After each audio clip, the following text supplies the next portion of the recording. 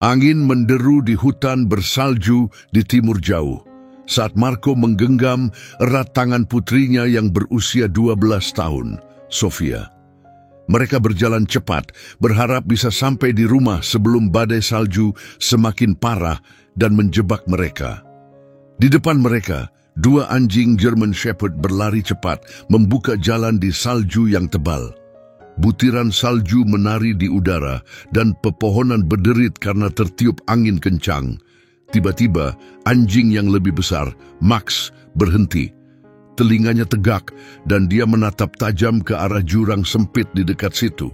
Tanpa menggonggong, dia langsung berlari ke arah itu, diikuti Rocky, anjing satunya. Koordinasi diam mereka terbentuk dari tahun-tahun menjelajahi alam bersama.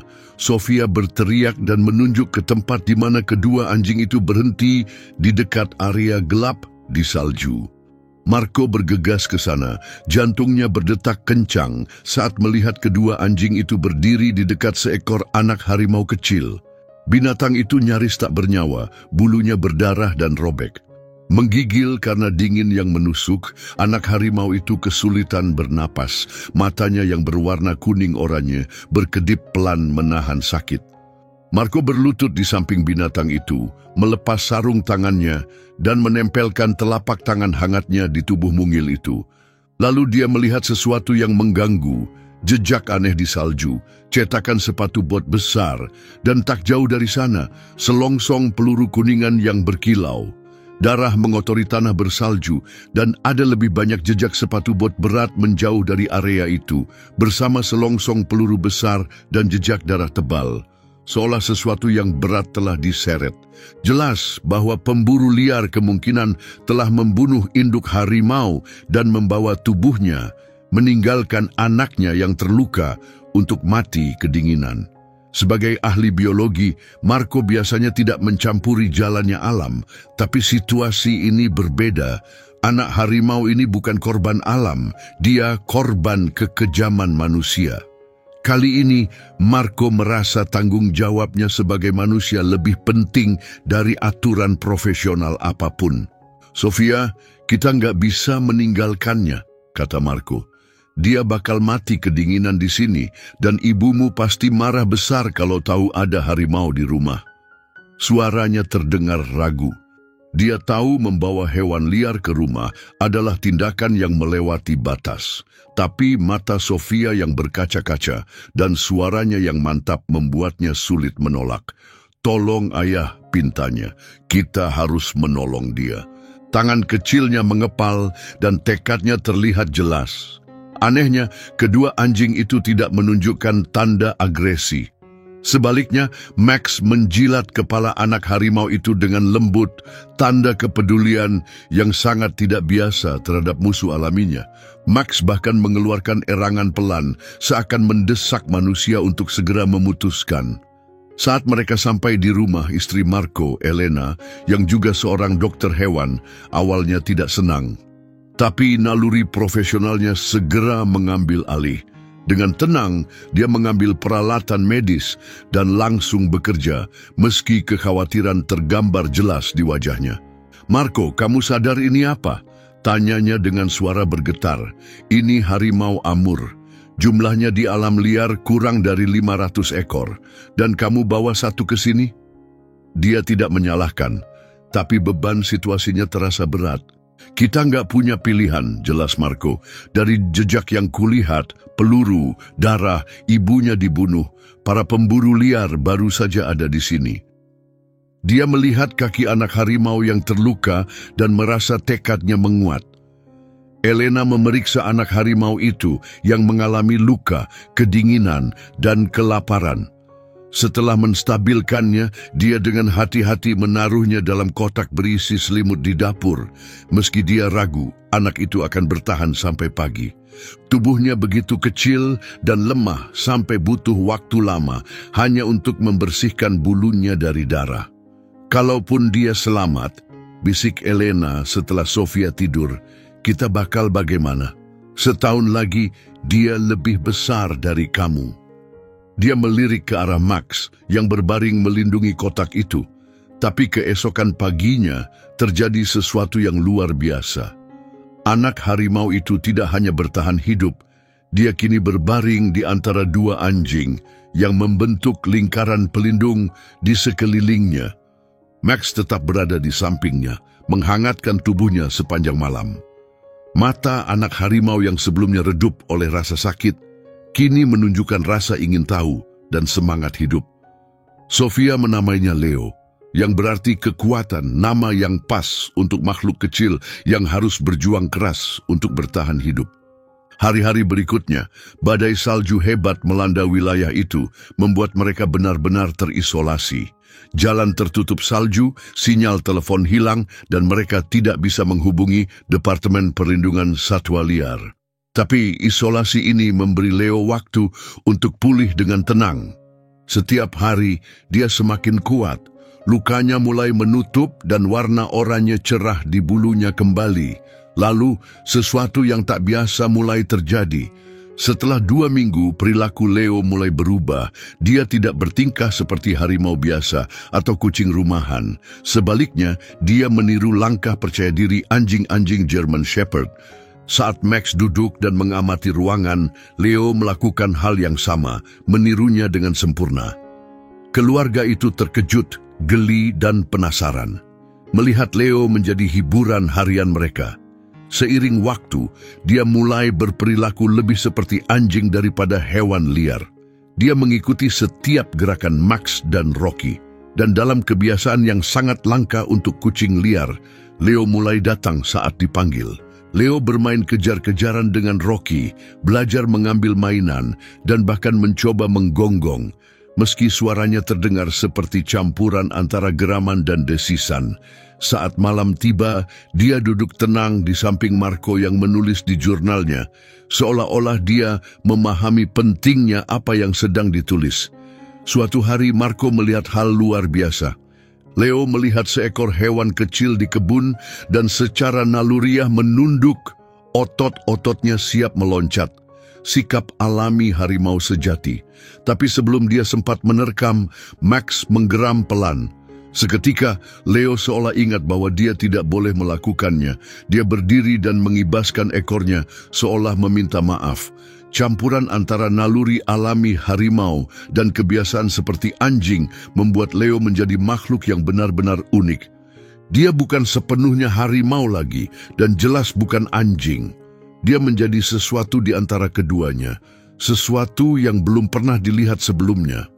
Kupikir dia merasa dirinya anjing, kata Elena sambil tertawa, melihat Leo mencoba menggali salju seperti Max dan Rocky. Aku belum pernah lihat yang seperti ini. Keraguan profesional Elena perlahan berubah menjadi rasa kagum. Dia mulai menulis catatan sendiri, mengamati dengan teliti bagaimana Leo meniru kebiasaan anjing, namun tetap mempertahankan sifat harimau. 4 bulan berlalu, dan Leo tumbuh menjadi harimau muda yang kuat dan sehat, dengan perilaku yang sangat berbeda dari jenisnya. Dia bangun bersama anjing-anjing, makan di waktu yang sama, dan bahkan belajar menjaga batas-batas halaman mengikuti contoh Max. Dia menyatu sempurna dalam kelompok kecil mereka, selalu merespons saat dipanggil dan menyambut siapapun yang datang. Pemandangan paling mengejutkan terjadi saat malam tiba. Leo, predator besar berbulu belang, tidur dengan damai di antara 2 anjing, seolah mereka semua bagian dari satu keluarga. Tubuh Leo membawa kekuatan dan keanggunan alami seekor harimau. Dia bisa melompat dengan kecepatan dahsyat, bergerak tanpa suara, dan memanjat dengan mudah. Tapi dia juga memiliki sifat khas anjing, kesetiaan mendalam, keinginan kuat untuk melindungi rumahnya, dan kebutuhan untuk selalu dekat dengan mereka yang dia cintai. Saat musim dingin semakin parah, ketiganya saling merapat untuk menghangatkan tubuh, simbol kuat dari ikatan mereka yang tak butuh penjelasan. Saat Leo berusia 8 bulan, beratnya mencapai sekitar 68 kilogram dan ukurannya mulai menimbulkan masalah. Dia masih mencoba meringkuk di sofa meski tubuhnya sudah tak muat. Saat dia berlari di dalam rumah, seringkali barang-barang jatuh berserakan. Suatu hari, dia merusak lemari hanya karena menggesek tubuhnya. Meski begitu, dia tetap lembut terhadap Sofia, seolah tahu betapa besar dan kuat dirinya sekarang. "Kita nggak bisa biarkan dia tinggal di dalam rumah lagi," kata Marco, sambil melihat Leo berusaha masuk ke kandang anjing yang sudah kekecilan. "Dia butuh ruang," tambahnya, suaranya penuh kekhawatiran. Bukan hanya soal tempat tinggal, tapi juga soal kesejahteraan Leo. Keluarga itu membangun kandang besar yang terhubung ke rumah lewat jalan khusus.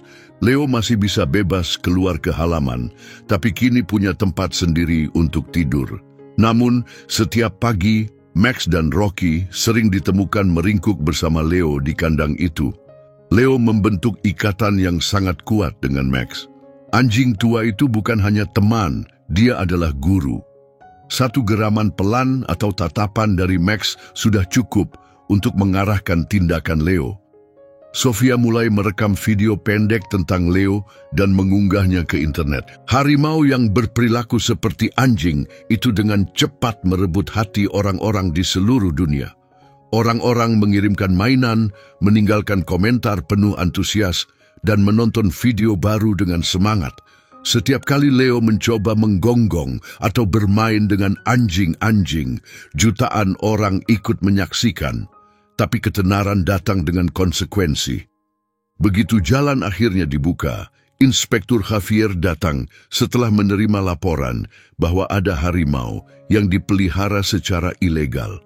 Ekspresinya awalnya serius, tapi ia melunak saat Leo mendekat sambil mengibaskan ekornya seperti anjing besar yang ramah.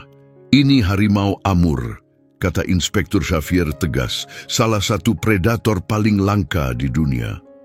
Tidak sah memelihara hewan seperti ini tanpa izin resmi." Ia mencoba tetap profesional, tapi perilaku Leo yang aneh jelas menarik perhatiannya.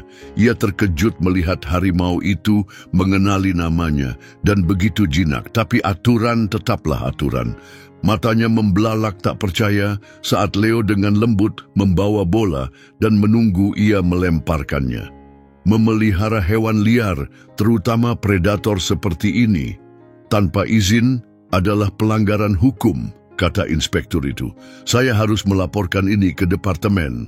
Suaranya terdengar simpatik, tapi tetap tegas. Marco segera mengajukan permohonan izin khusus untuk secara legal memelihara Leo. Sambil menunggu jawaban, hidup terus berjalan. Leo terus tumbuh, garis belangnya semakin terang, tubuhnya semakin kuat meski perilakunya tak berubah. Masih perpaduan harimau dan anjing.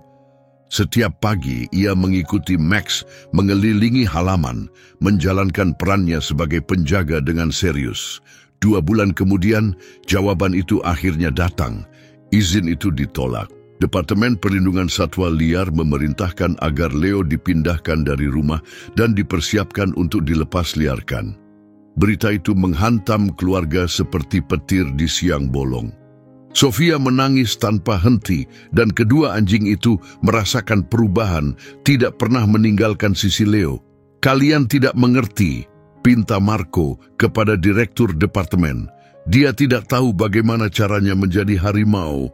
Dia pikir dia seekor anjing." Ia menunjukkan semua catatan dan dokumentasi menjelaskan betapa berbedanya Leo sekarang. Tapi sang direktur tetap teguh. "Instingnya akan kembali," jawabnya. "Tempatnya ada di alam liar," ulangnya dengan tegas. Tapi keyakinannya mulai goyah saat melihat Leo duduk dengan patuh dan mengangkat kakinya untuk menyapa atas perintah Marco. Sementara itu, Sofia telah mengunggah video emosional secara online dan video itu langsung viral, menarik perhatian jutaan orang di seluruh negeri. Tekanan publik meningkat dan akhirnya pihak departemen setuju mengirim tim spesialis untuk mengevaluasi situasi Leo sebelum membuat keputusan akhir. Harapan keluarga pun menyala kembali. Direktur departemen, Inspektur Javier, dan seorang zoolog senior menghabiskan sehari penuh mengamati perilaku Leo. Mereka mempelajari cara berjalan, cara merespons manusia dan perintah, serta interaksinya dengan anjing-anjing. Hal yang paling mengejutkan mereka adalah saat melihat Leo membantu Max menggiring ayam masuk ke kandang tanpa menunjukkan minat sebagai predator. Selama 30 tahun, saya belum pernah melihat yang seperti ini, aku sang zoolog. Dia benar-benar percaya bahwa dia bagian dari kelompok anjing. Saat ia menggaruk lembut belakang telinga Leo, harimau itu memejamkan mata dengan tenang. Direktur mengakui bahwa ini adalah kasus yang sangat tidak biasa, tapi hukum tidak memberi ruang untuk pengecualian. Wajahnya tetap tenang, tapi ketegangan di bahunya menunjukkan pergulatan antara kewajiban hukum dan perasaan pribadi. Harimau tempatnya di alam liar, ulangnya lagi. Tapi bahkan kata-kata itu terdengar kurang yakin saat Leo meletakkan kepalanya dengan lembut di pangkuannya, seolah meminta pengertian dan kasih sayang. Zoolog itu pun setuju. Leo kini terlalu bergantung pada manusia dan anjing untuk bisa bertahan hidup sendirian. Setelah banyak diskusi serius, mereka mengusulkan jalan tengah. Keluarga, pejabat, dan para ahli duduk bersama di meja dapur. Wajah-wajah mereka tegang dengan kecemasan dan harapan yang rapuh. Kami akan melepaskannya di kawasan Suaka sekitar 200 km dari sini, jelas sang direktur. Dia akan memakai kalung GPS agar bisa kami pantau. Kalau dia berhasil hidup di alam liar, itu yang terbaik. Kalau tidak, kami akan mempertimbangkan pilihan lain. Itu bukan jawaban yang diharapkan keluarga, tapi merupakan pilihan paling realistis. Hari perpisahan datang terlalu cepat. Sofia memeluk leher Leo sambil menangis tak terkendali. Elena dengan hati-hati menyiapkan persediaan makanan khusus yang cukup untuk 2 minggu, meskipun ia tahu pada akhirnya Leo harus belajar berburu sendiri. Setiap barang dikemas dengan cinta dan kepedulian. Marco memasang pelacak GPS di kalung Leo. Tangannya gemetar saat menyentuh bulu tebal harimau itu untuk terakhir kalinya. Ia mengingat segalanya, hari saat mereka menemukan anak harimau yang terluka, proses penyembuhannya, dan semua momen setelahnya yang mengantar ke makhluk megah di hadapannya. "Kamu kuat," bisik Marco. "Kamu pasti bisa." Kata-katanya penuh harapan, tapi matanya mengandung ketakutan. Namun momen paling emosional datang dari Max dan Rocky. Saat para petugas memasukkan Leo ke dalam kandang transportasi, kedua anjing itu melolong dan menggonggong terus-menerus, menolak menerima apa yang sedang terjadi. Max berdiri di depan pintu kendaraan seperti penjaga dan hanya menyingkir ketika Marco memberi perintah. Matanya seakan bertanya, diam-diam memohon, mengapa saudara mereka dibawa pergi? "Dia akan baik-baik saja," kata Elena pelan, mencoba meyakinkan diri. Meskipun suaranya bergetar oleh emosi, ia menatap kendaraan itu menjauh seolah sedang melihat anaknya sendiri menghilang. Di lokasi pelepasan, sebuah lembah terpencil dengan sungai yang mengalir, mereka membuka kandang. Leo keluar perlahan, menghirup udara segar dan memandang hutan yang asing. Ia menoleh melihat Marco dan Sofia dengan kebingungan dan kesedihan di matanya. Ia tidak mengerti mengapa satu-satunya keluarga yang pernah dikenalnya meninggalkannya. Sesaat, tampaknya dia tak ingin pergi. Tapi lalu semak-semak berdesir memicu insting alaminya. Dengan kecepatan dan keanggunan, Leo berlari ke dalam pepohonan dan menghilang. Sinar matahari mengenai bulu oranyenya sebelum ia lenyap di rimba. Sofia menangis dalam pelukan orang tuanya. Dalam perjalanan pulang, alat GPS menunjukkan lokasi Leo saat ia bergerak lebih dalam ke hutan. Setiap gerakan titik yang berkedip di layar terasa seperti pisau yang menusuk hati mereka. "Dia pasti bisa," bisik Marco lagi, mencoba meyakinkan diri. "Ini tempatnya." Tapi ia tak bisa melepaskan pandangannya dari layar, mengamati setiap langkah dengan campuran rasa takut dan harapan. Saat mereka sampai di rumah, Max dan Rocky menolak masuk. Mereka duduk di teras, menatap ke arah bukit tempat Leo menghilang. Kesetiaan mereka pada saudara yang berbeda itu tidak pernah goyah. Seminggu berlalu. Sofia memeriksa GPS setiap jam, mengikuti jejak Leo dengan hati-hati. Awalnya tampak seolah Leo sedang beradaptasi. Ia menjelajah perlahan, menemukan air dan tempat beristirahat. Tapi langkahnya tampak ragu, seakan ia masih mencari sesuatu. Di rumah, Max dan Rocky terlihat sangat terpengaruh. Mereka menjadi pendiam dan murung, hampir tak mau makan, dan tidak lagi bermain. Mereka menghabiskan waktu berjam-jam di puncak bukit tertinggi, menatap ke arah hutan tempat Leo pergi. Max sesekali mengeluh pelan, seperti panggilan rindu kepada saudara yang masih ia harapkan akan kembali. Di hari ke-8, pelacak GPS menunjukkan sesuatu yang tak terduga. Setelah berhari-hari berkeliling tanpa arah jelas, Leo tiba-tiba mulai bergerak ke arah tertentu. Marco, yang memantau setiap gerakannya, menyadari perubahan itu pertama kali. Lihat, dia nggak sekadar keluyuran, dia menuju ke suatu tempat, katanya, menunjuk layar. Hebatnya, jalur itu mengarah langsung ke rumah mereka. Marco memeriksa lokasi itu lagi, lalu diam-diam menunjukkannya pada Elena dan Sofia. "Dia pulang," bisik Sofia, suaranya bergetar dengan semangat untuk pertama kalinya dalam beberapa hari. Hati mereka, yang sebelumnya dipenuhi kecemasan, kini diliputi harapan yang rapuh namun tumbuh. Bahkan Elena, yang biasanya berhati-hati untuk tidak berharap terlalu banyak, tak bisa menahan senyum. Max merasakan perubahan emosi dalam keluarganya, berhenti merengek dan berdiri di dekat jendela, siaga, matanya menatap ke hutan jauh di sana. Tapi pada hari ke-10, GPS menunjukkan perubahan. Leo telah menyimpang dari jalur, menjauh dari rumah mereka. Suasana hati semua orang langsung merosot. Apakah naluri liarnya akhirnya mengambil alih? Elena dengan lembut menyarankan bahwa mungkin Leo telah menemukan tempatnya di alam liar dan sedang menjalani takdirnya. Tapi 12 jam kemudian, semuanya menjadi jelas. Leo belum menyerah. Ia telah mengelilingi sebuah kota besar, memilih jalur yang lebih panjang, tapi lebih aman. Setelah memutar, arahnya kembali lurus menuju mereka. Bahkan Marco, dengan pengalaman bertahun-tahun di lapangan, terkejut oleh tujuan Leo yang begitu jelas. Setiap hari yang berlalu, gerakan Leo semakin penuh tekad. Ini bukan kebetulan, dia punya tujuan. Setiap sinyal GPS menguatkan keyakinan mereka, Leo sedang pulang. Langkahnya awalnya lambat, diselingi istirahat atau berburu, tapi setiap kali berhenti, ia kembali berjalan ke arah yang sama. Tak ada yang bisa menghentikannya, tidak sungai, tidak bukit. Marco menghitung jarak. Dalam 5 hari, Leo telah menempuh 56 kilometer. Untuk seekor harimau di medan yang berat, itu luar biasa, apalagi sambil berburu di perjalanan. "Ini bukan kebetulan," kata Marco pada Elena, suaranya penuh harapan yang tak terlihat sejak Leo pergi. Menganalisis data pelacak bersama-sama membuat semuanya jelas.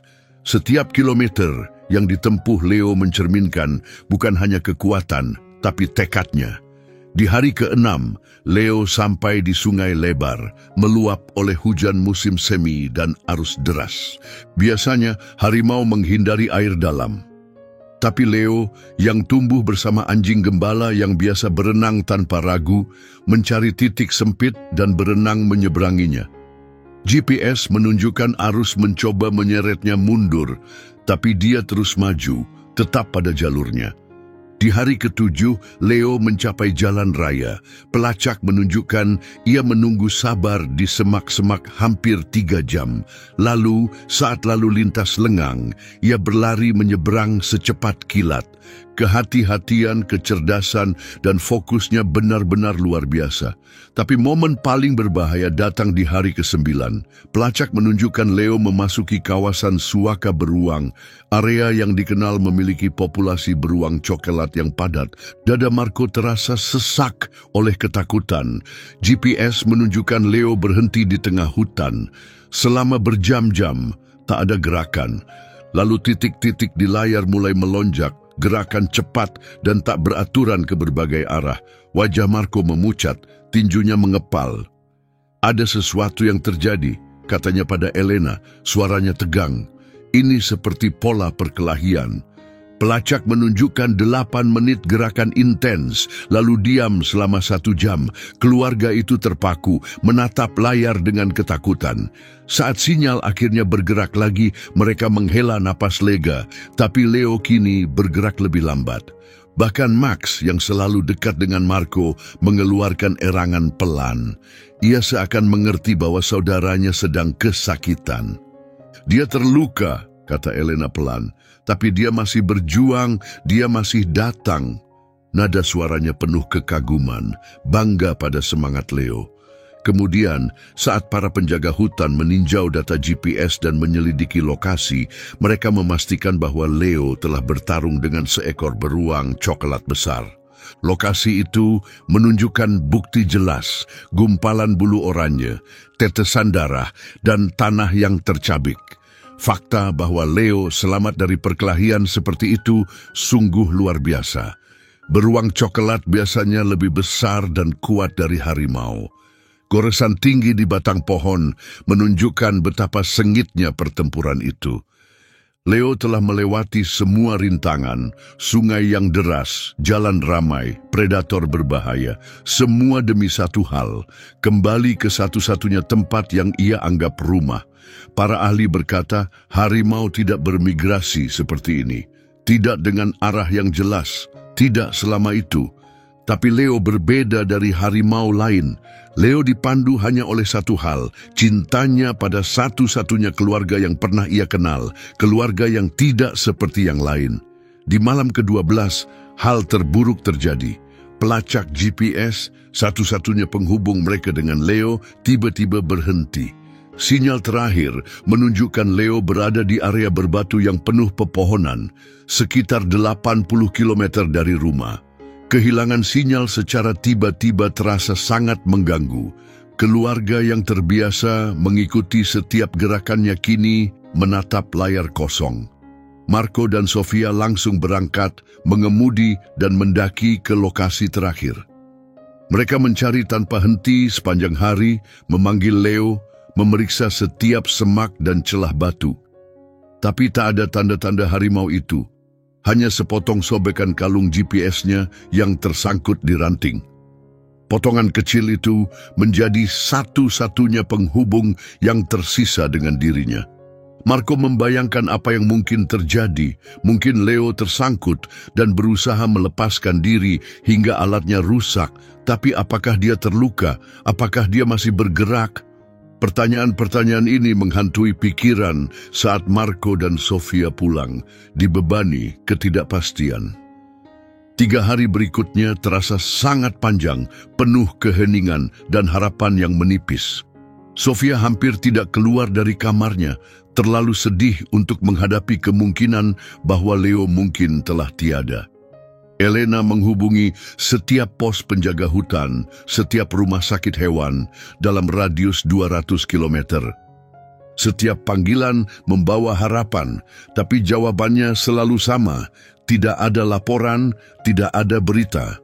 Marco mempelajari peta medan berulang kali, mencoba menebak rute mana yang mungkin diambil Leo setelah sinyal hilang.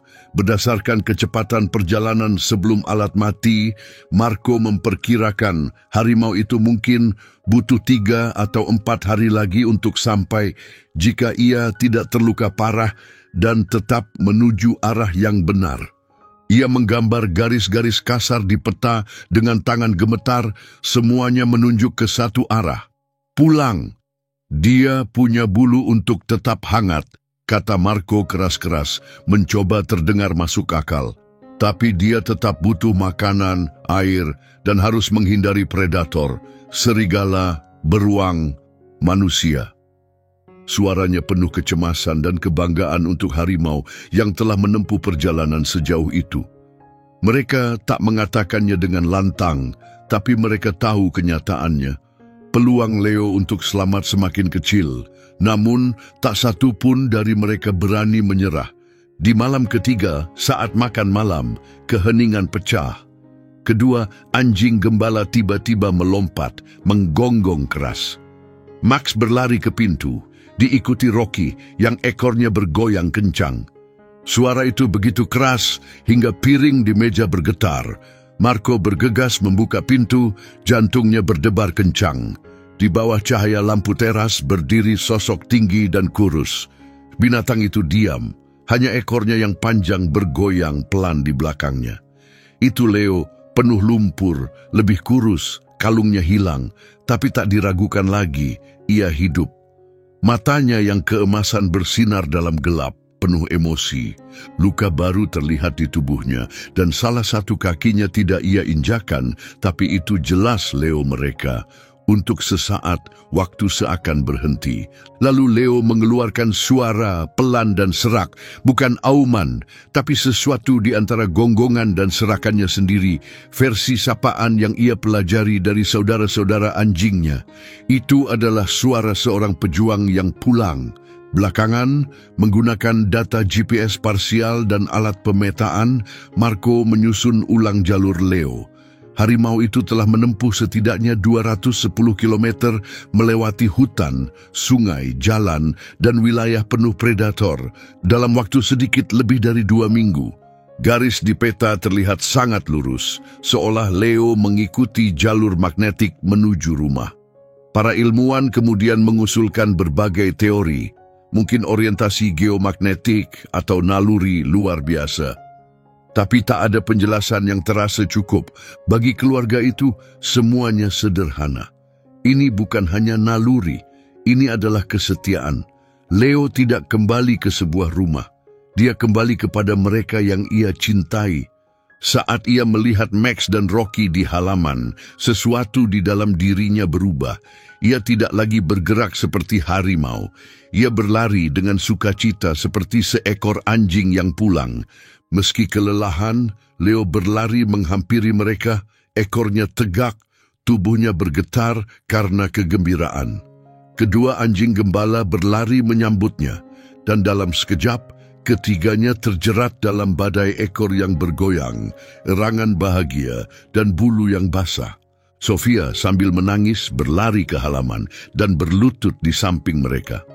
Marco dan Elena mengikutinya, tak mampu berkata apa-apa. Di bawah cahaya teras, mereka menyaksikan Leo menjilati wajah kedua anjing, dan mereka membalas dengan penuh kasih, tanpa ragu, hanya cinta. Seekor harimau liar telah kembali melewati jarak yang mustahil, bukan karena kebetulan, tapi karena pilihan. Perjalanan yang menantang sains dan mengungkap kebenaran yang lebih dalam dari semua studi. Ikatan cinta dan kesetiaan bisa melampaui batas apapun. Keluarga itu membimbing Leo perlahan ke kandangnya. Elena segera memeriksanya. Leo kehilangan berat badan dan kakinya yang depan terluka, kemungkinan akibat robekan kalung. Di sisinya terlihat jelas bekas cakar beruang, luka yang tak akan pernah hilang. Tapi meski begitu, dia masih hidup. Hebatnya dia masih kuat. Dan akhirnya dia telah pulang. Mata Leo bersinar saat menatap orang-orang yang telah menjadi dunianya. Pandangannya seolah berkata tanpa suara, "Aku pulang." Elena membersihkan lukanya dengan lembut, suaranya pelan. "Dia sudah melalui begitu banyak," bisiknya, "tapi dia berhasil. Dia bukan harimau biasa, dia Leo kita." Keesokan paginya Marco menghubungi Inspektur Javier yang datang segera setelah mendengar kabarnya. Tapi bahkan saat berdiri di sana, dia masih sulit percaya pada apa yang dilihatnya. Harimau yang dulu liar itu berbaring dengan damai di antara dua anjing gembala, seolah-olah dia tak pernah pergi. "Ini tidak masuk akal," gumam Javier sambil menatap pemandangan itu. Leo meregangkan tubuh dengan nyaman, menyandarkan kepalanya ke Rocky, sementara Max duduk dekat, berjaga. Harimau tidak melakukan ini. Mereka tidak menyeberangi hutan ratusan kilometer hanya untuk kembali ke satu tempat. dan mereka pasti tidak membentuk ikatan seperti ini dengan anjing apalagi. Ia meraih dan menyentuh bulu bergaris Leo, masih berusaha meyakinkan dirinya bahwa ini nyata. Sofia berlutut di samping Leo dan mengelusnya dengan lembut. Dia nggak merasa dirinya harimau, katanya. Dia merasa bagian dari kami. Kata-kata itu terdengar lebih kuat dari laporan atau teori manapun. Javier menatap Marco dan Elena, bimbang. Saya harus membuat laporan, katanya. Mereka mungkin ingin mengambilnya lagi, mungkin bahkan membawanya lebih jauh. Nada suaranya penuh duka, tapi juga tugas. Namun saat ia bertemu pandang dengan Leo, mata keemasan itu penuh kasih yang tak salah lagi. Ia menghela napas panjang. Tatapan itu menyampaikan lebih banyak daripada hukum atau kebijakan manapun. Saya akan usulkan pilihan lain, katanya akhirnya. Saya tidak bisa janji, tapi belum pernah ada kasus seperti ini. Javier sudah mulai membayangkan awal laporan yang mungkin mengubah cara sains memandang harimau dan mungkin juga hewan liar secara umum. 2 minggu kemudian, Kepala Departemen Perlindungan Satwa Liar datang langsung. Ia mengamati Leo dengan saksama. Bagaimana ia bermain kejar-kejaran dengan Rocky, bagaimana ia mengikuti Max di halaman, dan bagaimana ia meringkuk bersama kedua anjing saat waktu istirahat tiba. Setiap tindakan Leo diam-diam menantang segala yang diyakini sains tentang predator. Ini bertentangan dengan semua yang tertulis di buku pelajaran, aku sang direktur. Dia bukan lagi sekadar harimau liar, tapi dia juga bukan hewan peliharaan. Matanya mengikuti gerak Leo dengan campuran rasa kagum dan hormat. Sebulan kemudian, keluarga itu menerima kabar yang mengubah segalanya. Mereka diberikan izin khusus satu-satunya yang mengizinkan Leo untuk tetap tinggal bersama mereka. Keputusan itu datang dengan syarat. Kasus ini akan menjadi bagian dari studi ilmiah jangka panjang tentang perilaku sosial lintas spesies. Ini bukan hanya pengecualian, ini adalah pengakuan. Pengakuan atas sesuatu yang langka dan luar biasa yang bisa mendefinisikan ulang cara kita memahami hewan liar dan ikatan emosional. Keluarga itu diminta membangun habitat yang jauh lebih luas untuk Leo, dan Max serta Rocky akan mendapatkan pemeriksaan dokter hewan secara rutin dan dilibatkan dalam program edukasi. Marco dan Elena langsung menyetujui. Sofia melompat kegirangan dan kedua anjing menggonggong sambil mengibaskan ekor, seolah mereka mengerti kabar baik itu. Setahun kemudian, rumah mereka menjadi daya tarik lokal yang tenang. Siswa dan ilmuwan datang untuk menyaksikan sesuatu yang benar-benar langka, seekor harimau Amur hidup harmonis dengan 2 anjing dan sebuah keluarga manusia. Marco menerbitkan makalah ilmiah yang mendokumentasikan kasus ini, dan dengan cepat menjadi salah satu karya paling banyak dirujuk di bidang perilaku hewan. Kini Sofia berusia 14 tahun dan telah menentukan pilihan. Ia ingin menjadi ahli zoologi. Proyek sainsnya tentang Leo meraih juara pertama di pameran sains nasional. Leo, yang kini telah tumbuh penuh sebagai harimau megah dari spesiesnya, memiliki berat lebih dari 200 kg. Ia sering duduk tinggi di atas batu dalam kandangnya, mengawasi rumah dengan tenang, persis seperti yang dulu Max lakukan. Tubuhnya kuat, belangnya tajam dan mencolok, tapi ekspresinya menyimpan kelembutan yang jarang terlihat pada harimau liar. Pengunjung dari seluruh dunia datang untuk mempelajarinya. Mereka selalu menanyakan hal yang sama. Bagaimana mungkin seekor harimau menganggap dirinya bagian dari kelompok anjing, bagian dari keluarga manusia? Marco biasanya hanya tersenyum dan menjawab hal yang sama. Kadang sains harus memberi ruang untuk keajaiban. Leo adalah keajaiban itu. Dia menunjukkan pada kita bahwa keluarga bukan selalu soal biologi atau naluri. Ini soal cinta dan rasa memiliki. Perjalanan luar biasa Leo, dari anak harimau yang sekarat menjadi jembatan hidup antara dua dunia, mengungkap satu kebenaran sederhana: cinta bisa lebih kuat dari naluri. Dan keluarga sejati bukan tempat di mana kamu dilahirkan, tapi tempat di mana kamu dipahami, dilindungi, dan diterima tanpa syarat. Setiap sore, saat matahari tenggelam di balik pegunungan, Leo mengambil tempatnya di bukit di antara Max dan Rocky. Ketiga sosok itu duduk dalam keheningan, disinari cahaya keemasan. Bersama, mereka membentuk siluet yang berbicara lebih kuat dari kata-kata, simbol hening tentang bagaimana cinta, kesetiaan, dan ikatan yang kita pilih bisa melampaui bahkan hukum alam.